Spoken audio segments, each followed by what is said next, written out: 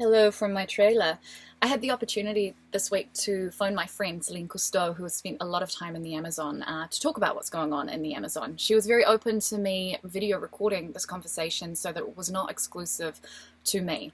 It's not a pulling apart of the facts, it is simply a conversation with a woman, during a pivotal time, but with a woman who I believe is out there doing her best for the planet and specifically for the people of the Amazon. I hope you enjoy.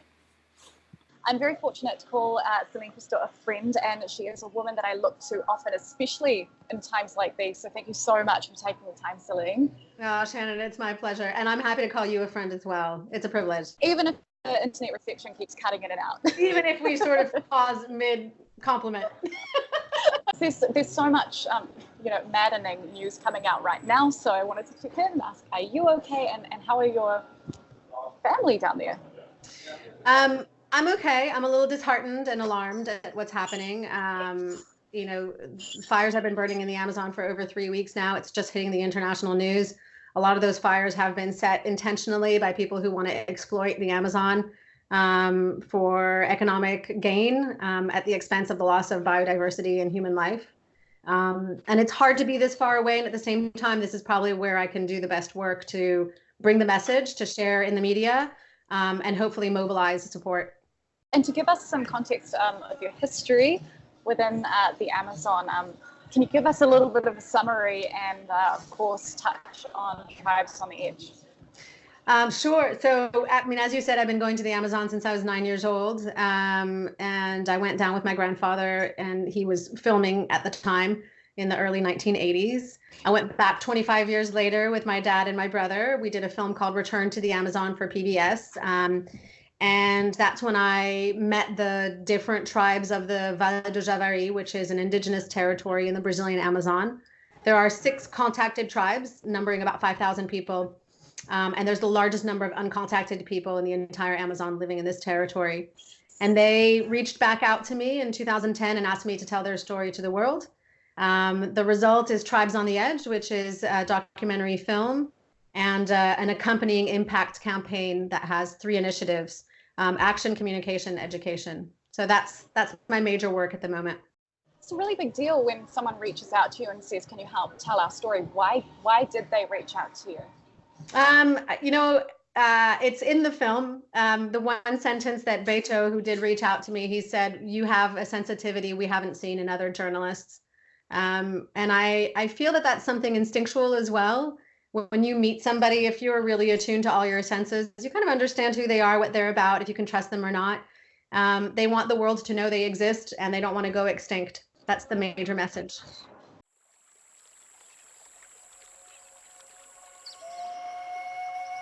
I first came to the Amazon as a child in the early 80s and accompanied my grandfather as he explored and filmed the region. The vast rainforest here remains the largest on Earth, but exponentially increasing human enterprise, deforestation, and sprawl leaves the Amazon's future uncertain. In 2007, I returned on another expedition to attend a meeting of the indigenous tribes of an area called the Vale do Javari, deep in the middle of the Amazon. You're really the first person that I thought to turn to and say, hey, what is going on? What is going on? Chaos. That's what's going on. Just like everybody else, I'm reading the news from afar. So I'm just getting a big download of all the fires that are happening and what it means and how they started. It's interesting to actually read newspapers from Brazil and not just international sort of English language-based newspapers.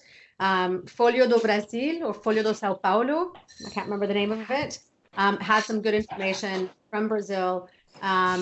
And one of the things that I read that's quite alarming is that landowners and farmers actually stated that they set fire to the Amazon to rally behind Bolsonaro and his policy to exploit the Amazon.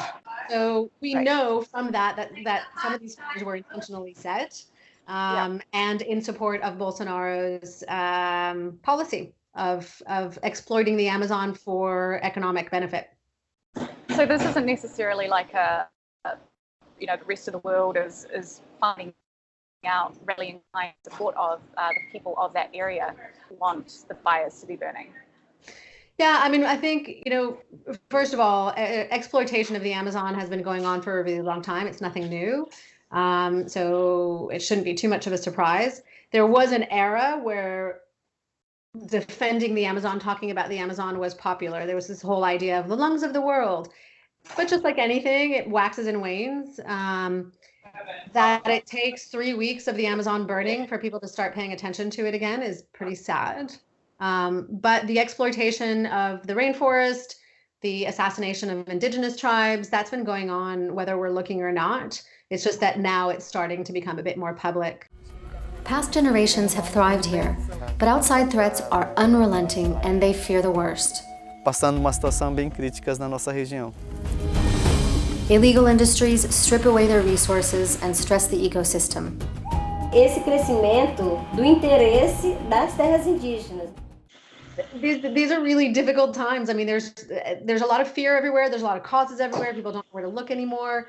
We're kind of numbed by the amount of things that we need to rally behind, whether it's women's rights, whether it's sex trafficking, name it, ocean plastics. And I think it's really tough for people to stay focused and not feel overwhelmed. And that's one thing that I wanted to ask you, because you've got, your finger on the pulse, because you give a shit, right? I do give a shit every day. And there's environmental anxiety is something that is popping up for me. And, we're seeing all of these things online, whether it be like stuff happening, and we're met with the destruction of the world, of our societies, of our own communities every single day. Have you got certain practices or things in place that just help you deal with that? Well, I think first of all, I've been called or I've been asked why I'm an optimist. And my response very quickly was like, I don't think I'm an optimist. I think I choose to be. And because we can, if we look at everything that's happening, there's very little news, let's say, that gives you hope, although it's all there, but you have to dig for it a bit more. I choose to dig for it. I choose to fight for something I believe in. I think when you wake up in the morning and you have a purpose and a meaning and an intent, that's energizing. So also thinking about people who are in the field fighting day in and day out for these causes. They're not sitting here in a comfortable kitchen and I can just get up and make a cup of tea and make some food or go to the grocery store or the restaurant. They don't have that choice. And so I think gratitude helps fuel hope, to be grateful for what you have and realize, wait a second, I can pick myself up and fight a little bit harder. Knowing that everything you do matters and really believing that, it's energizing. I think if you could spread that word a bit more and be like, it matters. What you do on a daily basis matters, whether it's the food that you choose, the way you treat people, the causes you support. That makes a difference energetically in the world, whether it's tangible or not. And then I think taking a break every now and then, just learning how to have a bit more fun. And I need to reconnect with my lighter side, my more fun side, because the work that I do is really heavy and intense. And that just means sometimes like just going out with my 7-year-old and playing in the dirt and just kind of letting all that go, or good conversation, a glass of wine with friends and not getting so serious and then coming back stronger. All really great ideas. They're good stuff. I feel like we are a really just add water society, and the irony of that statement is not lost on me. What I'm seeing a lot of online is people want to know how they can take direct action here. And I know that you've already shared some social media accounts where people can go to get some more information. But how do you feel like people can take direct action and contribute positively without this big noise that's happening? Well, I would say, first of all, I'm going to pass on a message that Beto from the Marubo tribe has shared with audiences when I was with him showing Tribes on the Edge, the film. He said, don't pity us, but now you've heard our story, take it forward as your own. And I feel when you have ownership over a story that is a global one, you really share it in a meaningful way. So I would say share the stories that matter to you and get people interested in supporting a cause. I think second of all, be a thoughtful consumer. Know where your stuff comes from. Food-wise, I would look at soy, palm, and beef. If it's coming from, and in the case of the work I do, it's coming from Brazil, it's probably contributing to deforestation. So maybe you can cut those things out and be more thoughtful about where you buy your products and what the chain of events is. Holding corporations, holding politicians, holding governments accountable, that's at a level that a lot of people have a hard time with. It's not where I currently work, but if people are there, hold your own company accountable. What environmental practices do you have? What about the corporation giving their employees a couple of paid volunteer days to go give back to causes? Donate what you can to the NGOs that are doing the work. We're not all in the same sectors of society, so support the people that are defending causes. I would say those are really important. There's been an undeniable increase in support and focus on Indigenous people's movements. The internet does get patchy here, but I'm checking in with Celine on her thoughts on this. You're seeing some sort of correlation and connection that's starting to be woven together. Well, I think, first of all, I can only speculate as to why all of this is. There's like a ground rise right now of Indigenous people's movement. I think the time is right. There have been a lot of warning signs about what's happening to the planet. We know that 80% of biodiversity sits on 4% of people's land, essentially. So I'll say that in a different way, it's easier. We now know that 4% of the global population are Indigenous peoples, and they protect 80% of biodiversity on their land. So I think we're reaching kind of this critical tipping point of sharing of knowledge and information being necessary for global human survival.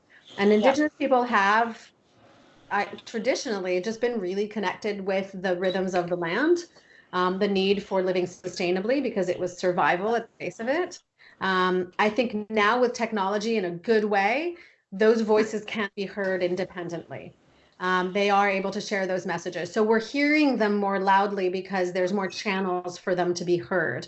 I think that the message has always been there. Perhaps we've been too distracted to see it.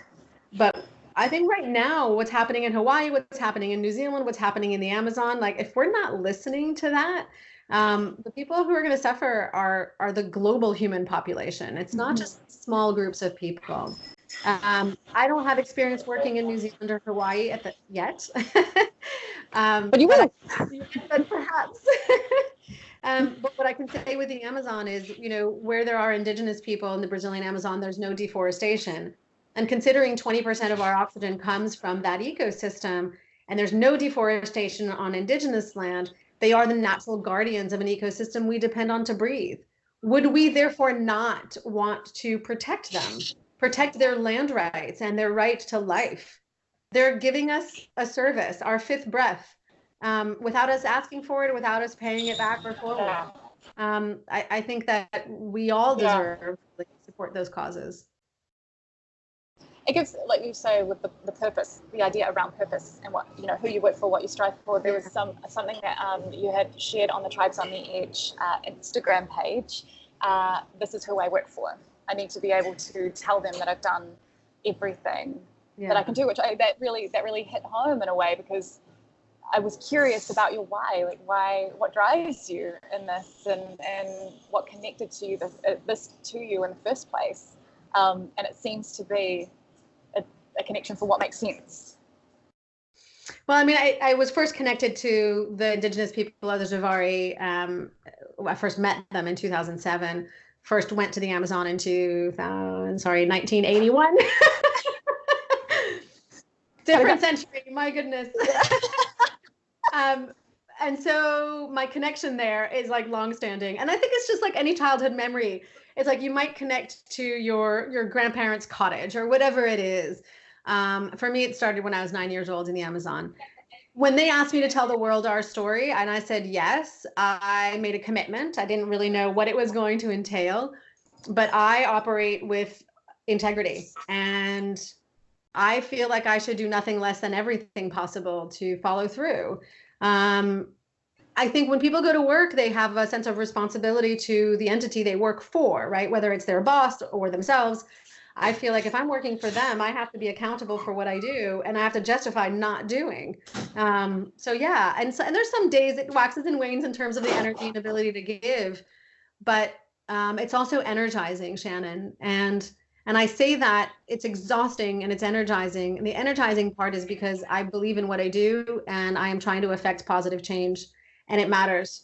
And so just to have that, like, wow, what a privilege to think like I could actually do something good in the world for people. Now, with the hope of gaining attention and support, the tribes of the Vale do Javari have asked me to tell their story. Their culture, their knowledge of the rainforest, everything is on the line. It's becoming evident to me that the story is really the deep human story. They don't want to die.